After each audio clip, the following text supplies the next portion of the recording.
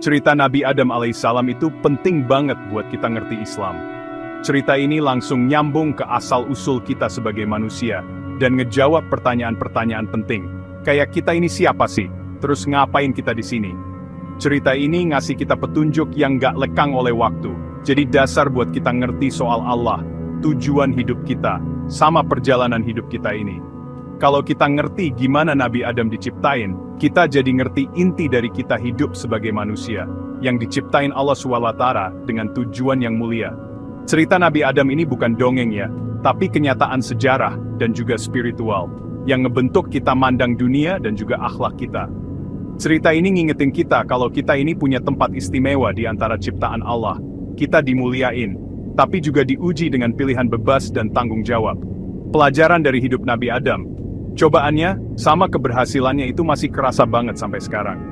Dari ceritanya, kita belajar banyak hal penting soal taat, ilmu, pilihan bebas, godaan, tobat, sama ampunan. Hal-hal ini dialamin semua orang, nunjukin gimana sih kita sebagai manusia ini. Kalau kita pelajarin lebih dalam soal penciptaan Nabi Adam AS, kita jadi lebih jelas ngelihat betapa istimewanya kita sebagai manusia, dan juga nunjukin betapa besar kasih sayang dan bijaksananya Allah SWT. Cerita ini terus ngasih inspirasi, nuntun, dan juga ngingetin kita semua yang beriman, dari dulu sampai sekarang. Sebelum Nabi Adam diciptain wujudnya, Allah SWT ngasih tahu rencana besarnya ke para malaikat. Allah berfirman, "Aku mau menjadikan seorang khalifah di bumi." Ini artinya, manusia bakal datang dikasih tugas buat jadi pemimpin di bumi.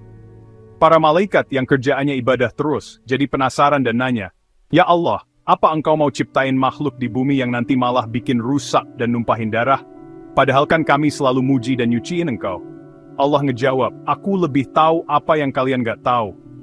Ini nunjukin kalau ilmu Allah itu luas banget dan Dia maha tahu apa yang bakal terjadi. Pengumuman dari Allah ini jadi awal mula kedatangan Nabi Adam dan netapin tugas manusia sebagai wakilnya di bumi. Ini nunjukin betapa uniknya manusia, dikasih akal pikiran dan kebebasan buat milih.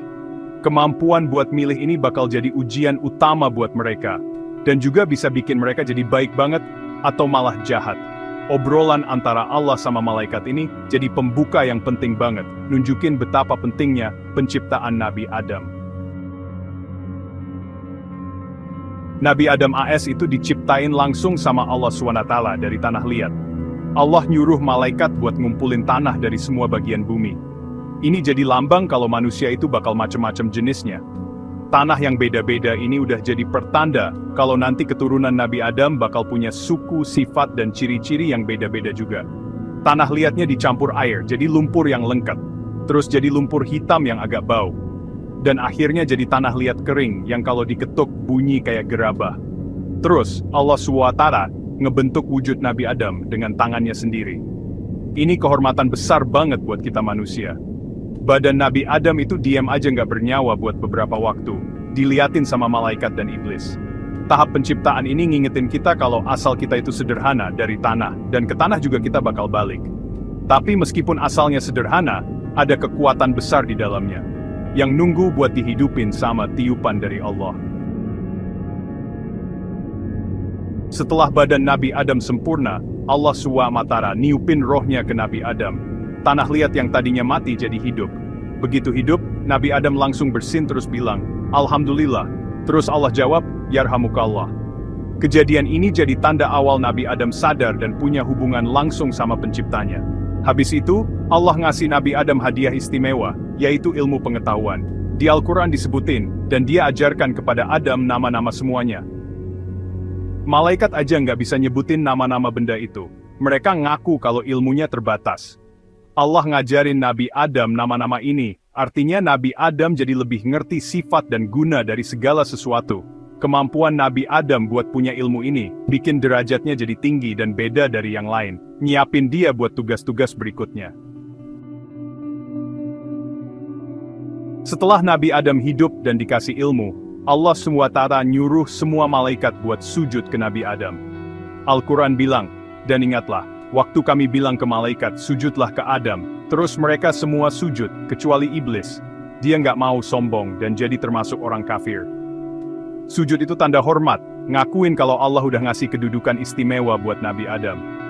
Malaikat yang diciptain dari cahaya dan emang dasarnya taat, langsung nurut. Ini nunjukin kalau mereka benar-benar patuh sama perintah Allah. Sujudnya malaikat ini negasin adanya tingkatan dari Allah dan nunjukin betapa bijaksananya keputusan Allah. Kejadian ini netapin posisi Nabi Adam di antara ciptaan Allah lainnya, sebagai makhluk yang dipilih jadi atau pemimpin di bumi. Kepatuhan malaikat ini ngasih tahu kita pentingnya rendah hati dan taat sama perintah Allah. Perintah sujud ini juga jadi ujian penting buat semua yang ada di situ. Termasuk iblis yang dibuat dari api dan waktu itu ada di antara mereka. Ujiannya gampang aja, mau nggak mereka nurut perintah Allah yang jelas itu? Jawaban mereka terhadap perintah ini nunjukin sifat asli hati masing-masing. Nabi Adam sendiri, yang dapat kehormatan ini, ngeliat langsung kejadian penting ini, dan ngerti betapa besarnya perintah Allah itu. Malaikat kan langsung nurut perintah Allah, nah iblis malah nolak. Iblis itu jin, diciptain dari api yang gak berasap. Dulu dia punya kedudukan tinggi di antara malaikat, karena rajin ibadah. Tapi pas disuruh sujud ke Nabi Adam, sifat aslinya kebongkar. Dia sombong nolak, bilang, "Aku lebih hebat dari dia, kamu ciptain aku dari api, dia dari tanah." Omongan dia ini nunjukin dosa utamanya iblis, sombong sama iri. Gara-gara dia nggak nurut terang-terangan, Allah SWT ngutuk iblis dan ngusir dia dari surga. Bukannya tobat, iblis malah minta ditunda hukumannya sampai hari kiamat. Terus dia sumpah mau ngegoda Adam sama anak cucunya, biar sesat. Dia bilang mau ngehadang mereka di jalan Allah yang lurus, jadi musuh utama manusia. Gara-gara dia nggak mau sujud itu, mulailah perang batin yang nggak ada habisnya. Iblis sumpah, karena engkau udah bikin aku salah, aku pasti bakal nungguin mereka di jalanmu yang lurus itu. Pertivanan perintah Drex the Musan Wilverdam the says, Banden Mende, Yedn Yalbis says Simfrifana San.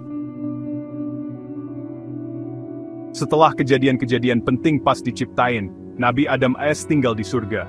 Tapi dia ngerasa sendirian. Allah, karena maha penyayang, mutusin buat nyiptain pasangan buat Nabi Adam, namanya Hawa atau Hawa.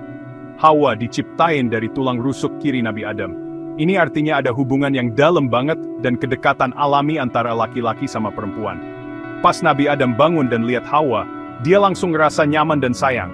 Terus Allah SWT ngomong ke Nabi Adam sama Hawa, nyuruh mereka tinggal di surga, makan enak sepuasnya. Tapi jangan deketin satu pohon tertentu. Ini ujian buat ngelihat mereka taat apa enggak, bisa ngontrol diri apa enggak. Hidup di surga buat Nabi Adam sama Hawa itu enak banget. Nggak usah capek-capek kerja, nggak pernah lapar, nggak ada susah. Mereka punya satu sama lain buat jadi teman, hidupnya damai dan rukun. Diciptainnya Hawa ini ngelengkapin pasangan manusia pertama, jadi dasar buat keluarga dan masyarakat manusia. Hubungan mereka itu contoh cinta, kasih sayang, dan saling dukung, teladan buat semua pernikahan nantinya. Walaupun udah diingetin jelas sama Allah SWT, ketenangan Nabi Adam sama Hawa di surga nggak bertahan lama tanpa ada godaan. Iblis nyari cara buat nipu mereka. Dia lihat pohon yang dilarang itu sebagai kesempatan. Dia deketin mereka pakai kata-kata licik dan janji palsu, bisikin godaan-godaan. Iblis bilang, Tuhan kalian ngelarang pohon ini cuma biar kalian nggak jadi malaikat atau jadi abadi di sini. Akhirnya, Nabi Adam sama Hawa tergoda juga dan makan buah dari pohon yang dilarang itu. Begitu mereka nyicipin buahnya, akibatnya langsung kelihatan. Aurat mereka jadi kelihatan, terus mereka malu. Mereka udah ngelanggar perintah langsung dari Tuhan mereka. Nyesel banget, Nabi Adam sama Hawa langsung tobat, berdoa minta ampun. Allah karena maha pengampun, nerima tobat mereka. Tapi sebagai hukumannya, mereka diturunin ke bumi. Bumi jadi tempat tinggal mereka. Last dan jadi sedikit ujian buat mereka dan anak-anak cerdas. Cerita Nabi Adam sama Hawa, itu banyak banget pelajaran pentingnya. Cerita ini nunjukin betapa besar kuasa dan bijaksananya Allah SWT, yang nyiptain dari nggak ada apa-apa dan bikin aturan. Cerita ini ngasih tahu pentingnya taat sama Allah. Contohnya pas malaikat sujud, itu nunjukin patuh yang sempurna. Pengalaman Nabi Adam sama Hawa soal pohon terlarang, itu ngajarin kita pentingnya tobat yang sungguh-sungguh. Allah itu selalu mau ngampunin orang yang mau balik ke Dia. Cerita ini jadi peringatan buat kita soal bahayanya iblis dan cara-cara liciknya nipu kita. Kita harus ngerti cara-caranya iblis, biar kita bisa jaga diri dari godaannya. Cerita ini ngajarin kita pentingnya bersyukur dan sabar. Kita hidup di bumi ini ujian, kesempatan buat nunjukin iman dan ketaatan kita. Cerita ini ngebentuk pemahaman kita sebagai muslim soal tujuan hidup, yaitu buat ibadah ke Allah, hidup ngikutin petunjuknya, dan berusaha masuk surga.